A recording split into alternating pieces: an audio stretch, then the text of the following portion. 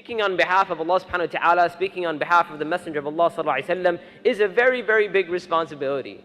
I mean, we hear about Imam Malik rahimahullah ta'ala, how seriously he took giving fatwa. Imam Malik, we know, subhanAllah, at his time, he was the Imam of Medina. And they would say about him, when he was alive, that he is the most knowledgeable person on the face of this earth.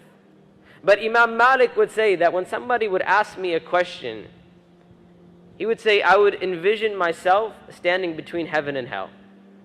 Like my answer could either push me towards the hellfire or push me towards Jannah.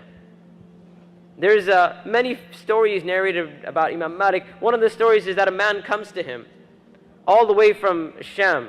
Right? We're talking about the Jordan, Palestine, Lebanon area, all the way from there to Medina. Imam Malik was in Medina. And obviously there were no planes back then, so this journey took a long time.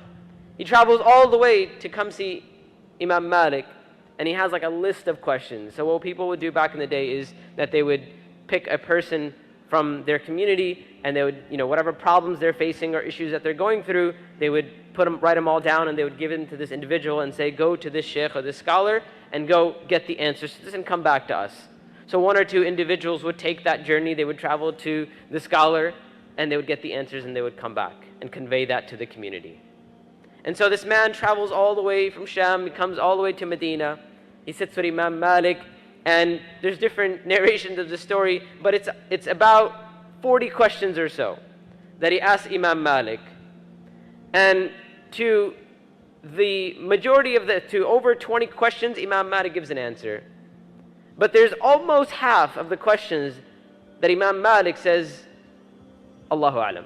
He says, La adri, Allahu A'lam. He says, I don't know, and Allah knows best. And now this person, you can imagine he's going through question after question. What is your opinion? What do we do in this case? Imam Malik gives an answer. He asks him another question. Imam Malik says, Allah A'lam. La adri, Wallahu A'lam. And then it happens over and over and over again. And this man now is getting frustrated. He's getting frustrated with not hearing all the answers. And so now at the end of it, he's asked his 40 questions, and to almost half of the questions, Imam Malik has said, I don't know. Wallahu A'lam. This man gets a little bit frustrated. And he goes, Oh Imam, do you know I've come all the way from Sham? And I came from a people who told me that there is no one on the face of the earth as knowledgeable as Imam Malik. He says, what do I go back and tell my people? Imam Malik says, go back and tell your community, tell your people that Imam Malik said, La adri. Imam Malik said, I don't know.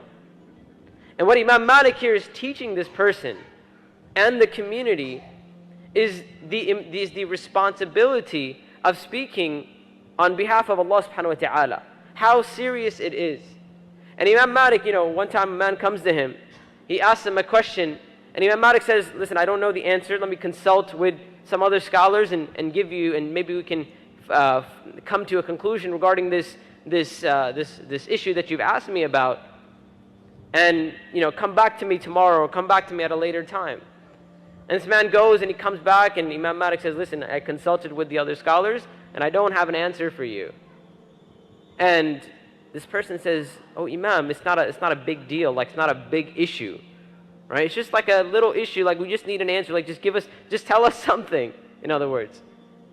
It's just a light matter. And Imam Malik says, it's a light matter? Haven't you heard Allah subhanahu wa ta'ala tell the Prophet sallallahu alayhi wa sallam, إِنَّا سَنُلْقِي عَلَيْكَ قَوْلًا ثَقِيلًا.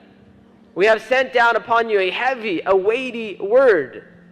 This is a huge responsibility. We know the Prophet ﷺ, sometimes when he was receiving wahi from Allah subhanahu wa ta'ala, he would feel the physical weight of the wahi, of the revelation from Allah subhanahu wa ta'ala.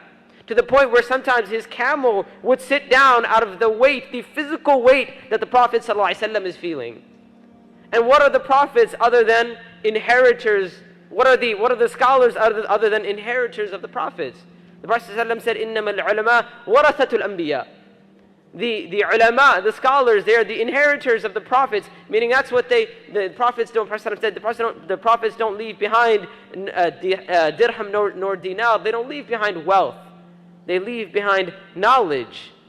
And so when a person speaks on behalf of Islam, they are carrying on, they are delivering, they're conveying the message that the prophets brought.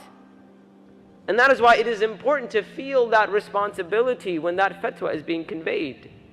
And even as a mustafti, someone who is seeking the fatwa, we have to have that, we have to understand the sacred nature of this knowledge.